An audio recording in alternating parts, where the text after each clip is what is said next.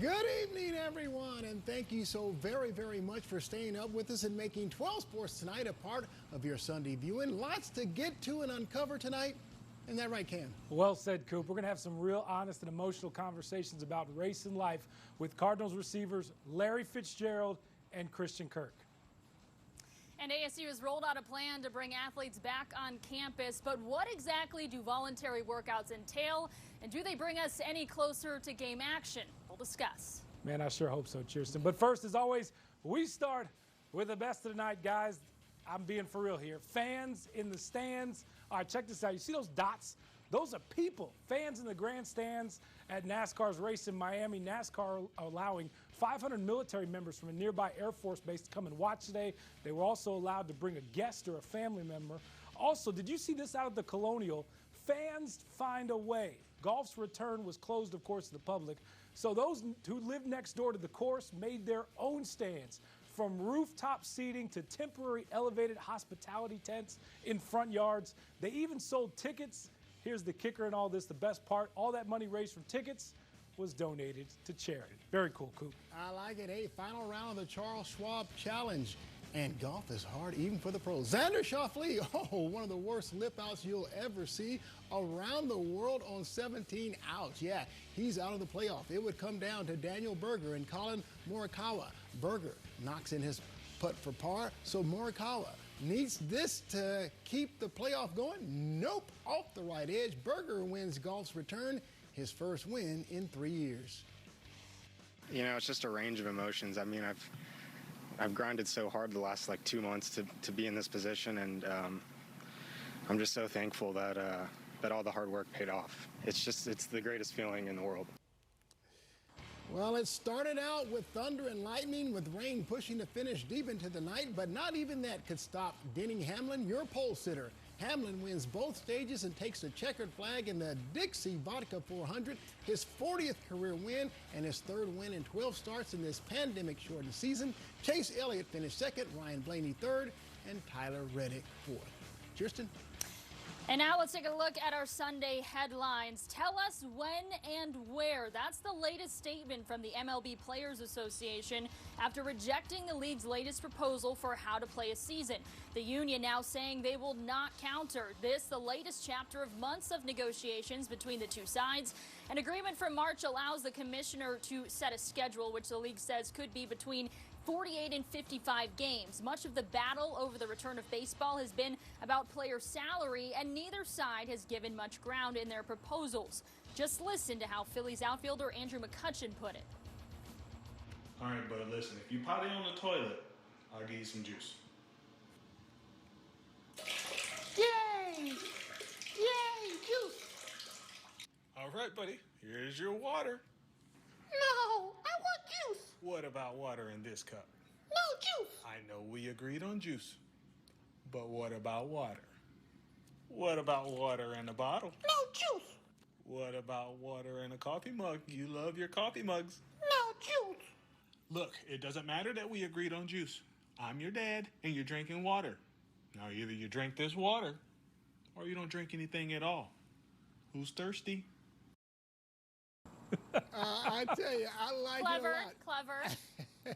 I like it. Yeah, it doesn't matter that in March the players agreed to 100% of their prorated salary. The owners still want a pay cut, right? Andrew McCutchen, that was pretty cute. I like that. It's an interesting way to put it, guys, and it's just sad to where we're at right now, and such embarrassment for baseball really across the board. There's still a lot of questions to be answered. Now, sure, they're leaving it up to the commissioner to decide when and where they're going to play, but what's the schedule going to look like? They still haven't even figured out testing or safety precautions. We are still so far away from figuring this whole thing out. That's how much of an embarrassment this is. We've had all this time to talk about all these different things, and yet the league has come up with absolutely nothing, not to mention all the people they furloughed and all the minor leaguers they cut and all the draft picks that just got drafted and have nowhere to go now. It's just unbelievable, the state of baseball right now. I'll say this, I don't feel sorry for either side. I don't know if that's right or not. I just, at this point, don't feel sorry for either side. And when you look at sort of the grand scheme of things, this could have been handled in a positive way, although there is no perfect scenario in it. Could have been handled in a positive way, and it could have been something that was limited to just one season. But I feel like with the way everything has panned out, unfortunately, we're going to see effects from this from years to come, or for years to come, within baseball. Yeah, you know, with hockey and basketball starting back up, the last thing you wanted to see was Major League Baseball squabble over money. I mean, we've seen strikes really put a black eye on this sport in years past. And yeah, as you talked about, Chierstin and Cam, here we are again. And I'll tell you this, I gotta believe that, I gotta say this, I'm 99.9% with the players in any type of a dispute, but I'm with the owners on this one. I mean, look, when you are gonna play a game without fans, without concessions, without all the merchandise that comes with it, that's a hit. And so, look, I'm mea culpa, I guess. I mean, I'm feeling for the owners here. Coop, Cam. the owners just got $1 billion new TV deal, what they just signed with Turner. Are they living big paycheck to big paycheck? How do they not have any money in the bank to survive this? That's what's so confusing right now. It's just weird. I don't know if siding with the owners when they got all this money coming in. We've questioned before if baseball is actually making money. It's doing just fine, just so everyone's clear on that. Well, Cam, look, you know, Ken Kendrick of the Diamondbacks, his owner, he talked about, look, you look at the other three big major sports organizations, they all have revenue sharing. He said if we had revenue sharing, we wouldn't be in this place. So you have teams like your big market teams who can spend money over the that soft salary cap, and you have teams who can't afford to do it. So there's the disparity right there. Right or wrong. Unbelievable. We're still fighting about money all these months later. All right, moving on to football. See you at training camp. That is the latest message from Cardinals head coach Kliff Kingsbury. Kliff ending virtual meetings for all veteran players. That means they are off until they have to report to training camp on July 28th. Just another example of a smart coach who can really hear the pulse of his locker room. Kliff has done this a few times recently, from giving the team a day off to honor George Floyd's memory, to calling for justice, to praising his players and using their platforms to create change.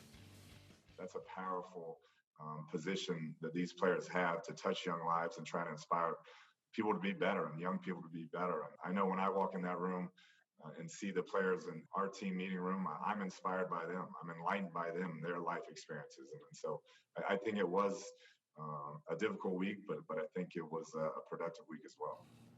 It's no doubt been an inspiring week. One guy who always finds the right words to say, Larry Fitzgerald, especially when it's needed, from his heartfelt eulogy at Senator John McCain's memorial service to always having his teammates back, win or lose, after every game. It was this time last week we all woke up to a letter from Larry in the New York Times. Fitz saying, we are not listening to one another because, as it turns out, he was. In a 30-minute Zoom call Friday, Fitz opening up for the first time publicly. You couldn't see his face, but you could hear the pain in his voice, and you could feel his heart.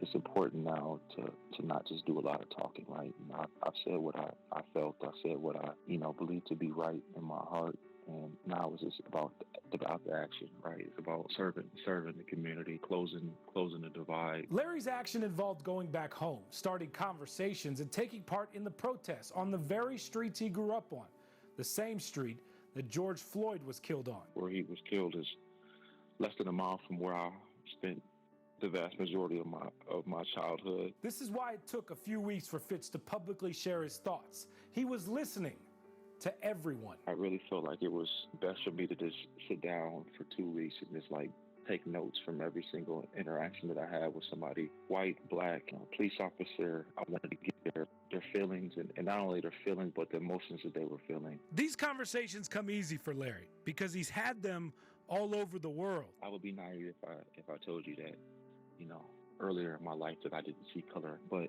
the more I've educated myself, I just see people in a different light because I've seen it. I've seen and had such positive interactions with people all over the world. It's more so about just accepting people for who they are. And one day, I pray that we'll be able just to look at the color of a person's skin no differently than, the shirt that you're wearing. When we get to that point, the world will be a much better place. But it's going to take some time. I think, with the way things are going right now, I think it's a lot more feasible than it was at any other time in history. What also gives him hope for the future? Talking with his 12-year-old son, Devin. He asked me a lot of questions. He's curious about this and curious about that. And I kind of take the honest approach. I never try to sugarcoat. And so I always challenge him, be a leader, amongst your peers, be a leader in your community, do things. Everybody's going one way. It's not the right thing. I don't care. You do the right thing always. When we got back home, he was like, Dad, I really want to go down, to the protest. And I mean, it's something I was really moved about. It was great to see, a young person, 12 years old, who hasn't experienced anything like that, but being that socially aware, and it gave me a lot of hope. Hope, something we all could use a little more of these days. Larry also said that some of the more powerful conversations have been with his teammates and coaches during position meetings. Quote, "Our group has bonded in a way I didn't think was possible." That is true change. Just like the NFL, from their stance on social issues to Commissioner Roger Goodell making Juneteenth, which marks the end of slavery in the U.S., a company holiday. Coop. All right, Cam, still to come. We're talking more Arizona Cardinals with Valley native Christian Kirk and how racial discrimination has affected his life. My situation is unique. My mom is white, my dad is black. I've witnessed my dad be racially profiled. And a new innovative and fun way to keep up with the changing ways of playing golf, and this idea gained traction over lunch and a paper napkin.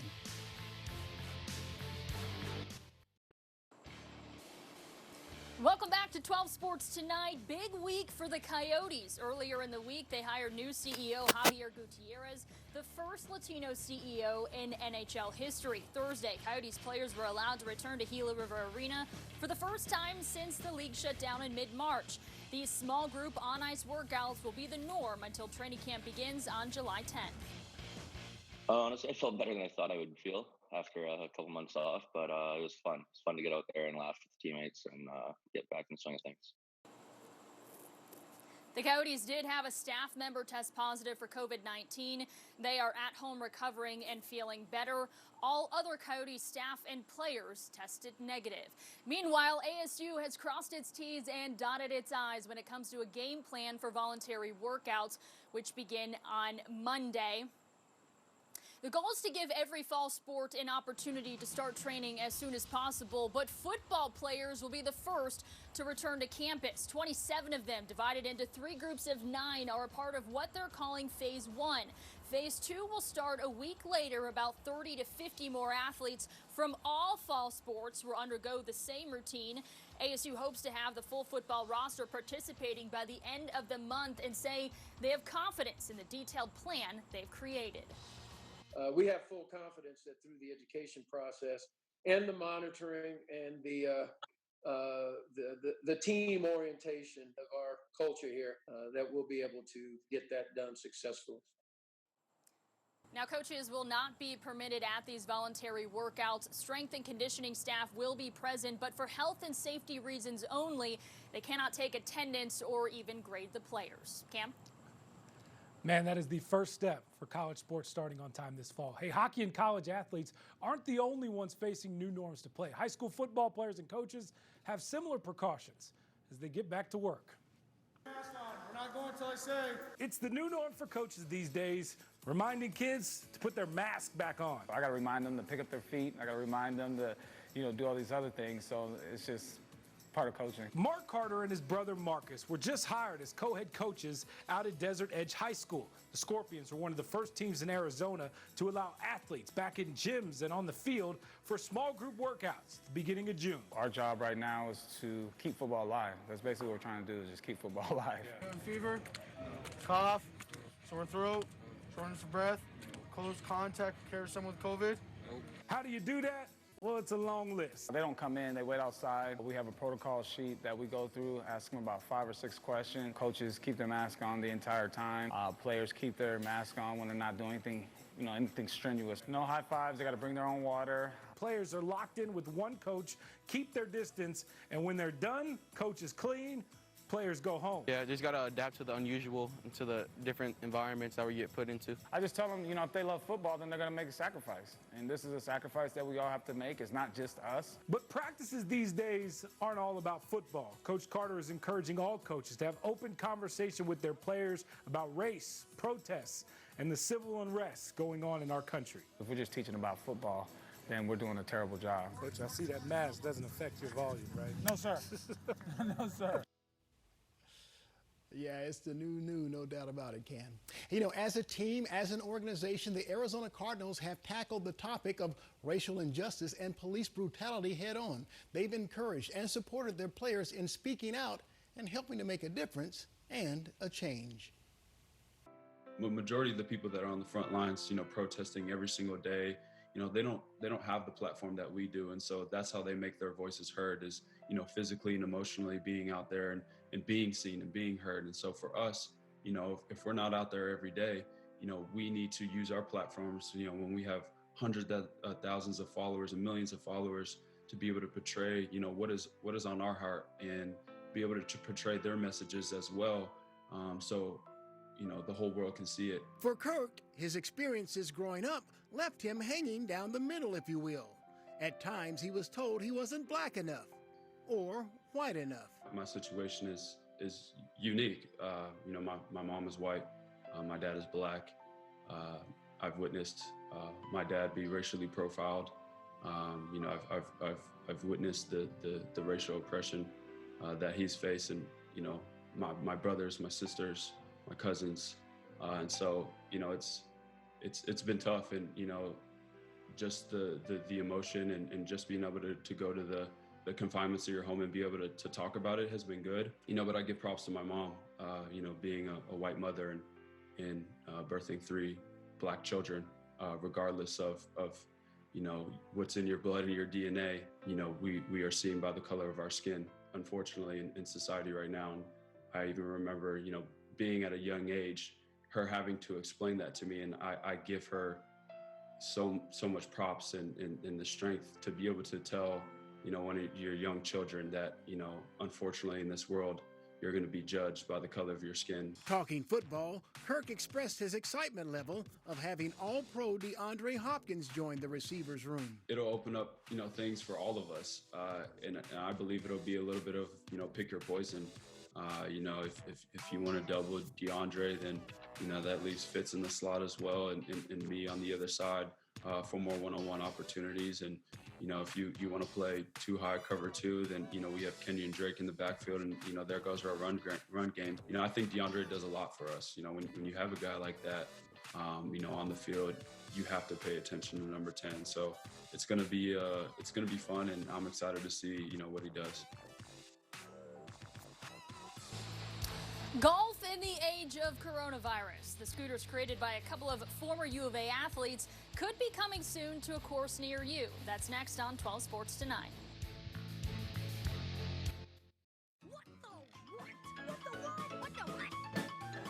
Welcome back to 12 Sports Tonight. Time for things that make us say what in the what. How about what a catch? Softball, Arizona hot shots.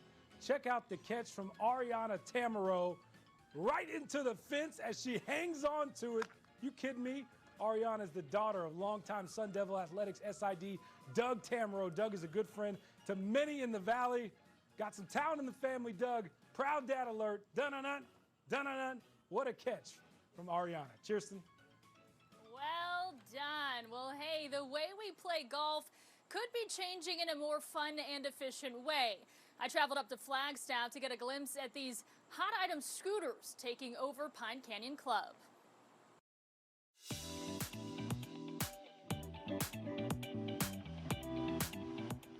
We have 8 fat scooters at the club here that are outfitted with the golf attachments. They are rented every day. That sometimes is still not enough. We have some members that we've allowed to have their own personal fat scooters with a golf attachment, take those out into the golf course as well. The Fat Scooters concept was created by 3 friends, including 2 former U of A athletes in 2017. And it was at a bar on a paper napkin. The company has since taken off, especially within the realm of pro sports. You know, there's a lot of professional athletes. They love getting on a scooter. They love customizing them. They built this out. I had them put one of my numbers on there. They had to pound it out. It wasn't easy, so they had to get behind it and pound it.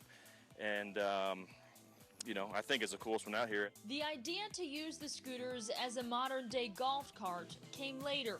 We said, well, let's go see if the concept is real at the PGA show, how it's accepted, and it was great. And then every year after that, it's just grown and grown and grown. And I think the COVID issue made the demand even higher, but we never expected the response that we've gotten. Communities like this, that they have over 70 scooters here, so they use them both for golf, but then they also use them as transportation to get around the community. All right, if you're already envisioning yourself going 50 on the fairway, not so fast. So they are limited to 20 miles an hour, and we do that because then it is considered an e-bike. So you can ride it around and not have to worry about, you know, registration and plates and all that kind of stuff. As fun as they are to ride, the best aspect is that they help speed up the game. And as a foursome, really, you almost shave an hour and a half off the round on average. It draws them back. They want to go play courses that have these. Hey, let me just say this real quick. I believe that if I had a scooter to play with, that I can bring my scores down from the triple digits to the double digits. I'm just saying, guys. Chierstin, we're not buying this, are we? There's no way. That ain't helping you, Coop. I'm sorry. That just isn't helping you. But I heard, I will tell you guys this. I heard they're really popular with the Cardinals players. I heard that Fitz has one, Pat P has one. Kyler Murray bought them for his O-line back in December for Christmas. And Steve Keim apparently has about a dozen of them. A dozen? A dozen. All right, well, Yeah. Coop, we're going to borrow one, and you hear that? one. An hour and a half. An hour and a half off the round. Maybe you'll get you out on the golf course, Coop. Coming up next on 12 Sports Tonight, don't you just hate it when you're in a group text and you get a bunch of texts at once? Well, that's next in Adventures in Broadcasting. And now it's time for another edition of Adventures in Broadcasting, this week featuring ESPN NFL insider Adam Schefter. And again, it was purely accidental for me. Yeah, well, I mean, accidental, but you've dominated the space. And I have so many questions I want to ask you about this, but we don't have a whole lot of time. By the way, sir? Yep. Yeah, it was my daughter's friend is texting on her phone. I don't know how to silence this. Okay. Dylan! She is texting a lot right now. What is going on here? Dylan! That's a complete outrage. Hey, thanks to Adam Schefter and Julie Stewart-Binks for another exciting edition of Adventures in Broadcasting. Excuse me. All right, time now for last call, and Cam, you have the phone first. Coop, I will admit, I thought of you first when I saw that video. All right, time to get serious here. Last week, I talked about how our country as a whole is listening and learning. We are listening to our fellow neighbor, and we are learning how to treat one another better. We are having real conversations that are creating real change. Like in Clemson, the university removing former VP and slavery supporter John Calhoun's name from its honor college following a petition signed by nearly 20,000, including Cardinals receiver DeAndre Hopkins. Saturday, a march with the football team to encourage equality that included Cardinals first-round pick Isaiah Simmons. Nuke Hopkins will always be remembered for his amazing career. We should no longer expect them or our players to hear our cheers if we do not hear their cries. Closer to home, Phoenix Rising goalie Zach Lubin and a group of team supporters taking part in the Unity March in downtown Phoenix. We have a big group of people, different nationalities, ethnicities, political views, everything. We come together and we achieve amazing results like things we do last year. And you know, this is the same thing as a country. We need to unite together. Out in Ahwatukee, Rivals for Justice, basketball teams from Mountain Point and Desert Vista High School putting aside their rivalry and organizing a march together. Oh, it's incredible. Look at this crowd. People coming together for a worthy cause. It's beautiful. But the loudest voice comes from NASCAR's Bubba Wallace, who called for the sport to ban the Confederate flag. If you've been to a race, you've likely seen it flying high at times. No more. NASCAR banned it. NASCAR listened and learned. To the fans that are upset, we're not NASCAR. We are not throwing or closing a door on you, we're opening up a door for many others. If all this happened this week, I can't wait to see what happens next week. Thanks, Ken. Hey, with the NBA set to restart its season in Orlando with training camp around July 9th and the first games to be played on July 30th, comes talk from Brooklyn Nets guard Kyrie Irving that the NBA shouldn't resume play, not until the civil unrest in our country results in change. Irving argues that restarting the NBA season will take the focus off the protests and the demands for reform. He says that until we see reform, we shouldn't see the NBA playing games. Well, Kyrie, I disagree with you. First off, there aren't many young players that have made the nearly $130 million you have during your NBA career. So they're anxious to get back and playing and getting paid. There are many non-players and coaches depending on NBA play to earn a living. But secondly, and perhaps most importantly, you can use your platform as a player to continue to push and fight for change. It's not one or the other. Hey, you can still accomplish both, my man. Chierstin. All I have to say is slowly but surely we are getting back, or getting closer to seeing our favorite sports teams back in game action, and that makes me happy. I got to tell you, golf did not disappoint this weekend. It's great to see NASCAR. It's great to see any live sport back on TV. And I'm so happy. I just couldn't think of any other way to express my inner joy than to do a cannonball in this here pool. So I'm going to step aside for a second. I'm going to put this mic down, and I'm going to do a last call cannonball because I feel it's fitting tonight. Coop and Cam, feel free to grade me on my cannonball skills. I hope she puts the mic down. All right, here goes nothing. Coop, is she really jumping in the pool? She's jumping in the pool! Wow! I don't believe what I just saw. Chierstin, you get 5 Coopies for that. I'm telling you right now. And we'll see you all back here next week for another edition of 12 Sports Night. Love Chierstin. Now she's underwater, Cam.